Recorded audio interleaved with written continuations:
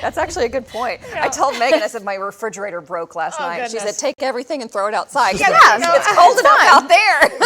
I mean, we're below freezing, right? Yeah, by a lot. Yeah, absolutely. We've got spots in the upper teens, actually. So those are more isolated, but this is our coldest morning since late February. So back to kind of the wintertime feel. But as we go into your Tuesday, guess what? We're going to jump 20 degrees. And we're back in the 70s. Going to Lacey's house to pick up dinner. I got to bring the food back in tomorrow. This is So Oklahoma, guys. So remember we said it was a 2-day event. Our big Canadian cold front with some Arctic air mixed in. 2-day deal. It came through on Saturday. Saturday was still a great day. We did hit 72 degrees. And then as the cold air filtered in, your Sunday afternoon, we were in the upper 40s.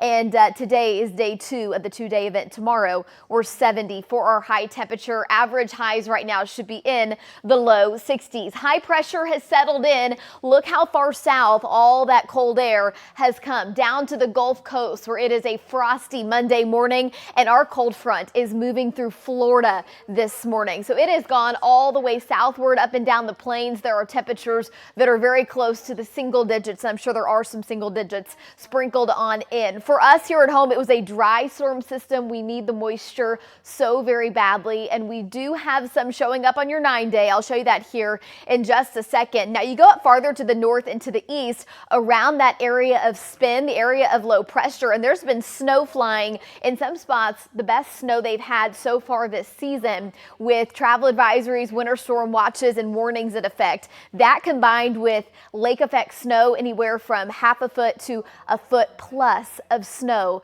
up near the Chicago area. So pretty significant there. Sunrise here in just about 15 minutes, and this is the Broadway extension. If you are headed into Oklahoma City right now, good to go. We are 28 degrees. I mentioned this earlier, but a couple hours ago, we did briefly drop to 24 degrees. Our winds came up, so our temperatures came up as well, but really doesn't matter, right? Because it's what it feels like, and our feels like right now of a wind chill of 21 here in OKC. El Reno, you're 20 degrees right now, 20 in Enid, 24 in Chandler, 25 in Tecumseh to Pauls Valley, and your wind chill values in the teens to the low 20s. So it is big coat weather by the afternoon. I think a pretty good jacket will do it for you. You may still want the coat because we're going to be in the 40s in most spots. Enid 22, your temperature 24 in Woodward and 33 in Lawton. So there's a few spots that are hovering right at or just above the freezing mark, but this is a hard killing freeze. The end of the growing season across Oklahoma, it will kill a lot of the bugs as well. So it feels like temperatures statewide, teens. I haven't seen any single digits yet, but it's possible. Our winds are just so much lighter than they were this time yesterday.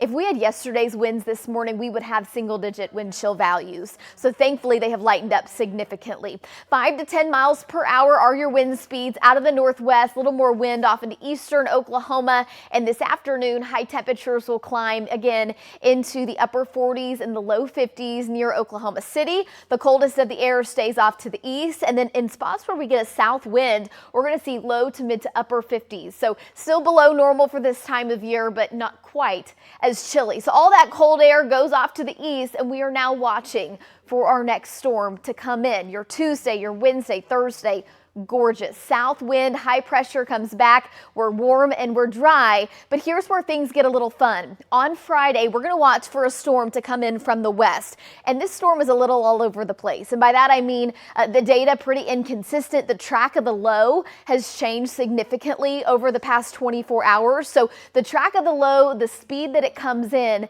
is really going to dictate exactly when we see rain and storms. And we could have some severe weather with this storm as it rolls through. Right now, I think Saturday and into early Sunday, some data says it holds off until Monday. So we'll watch that very closely.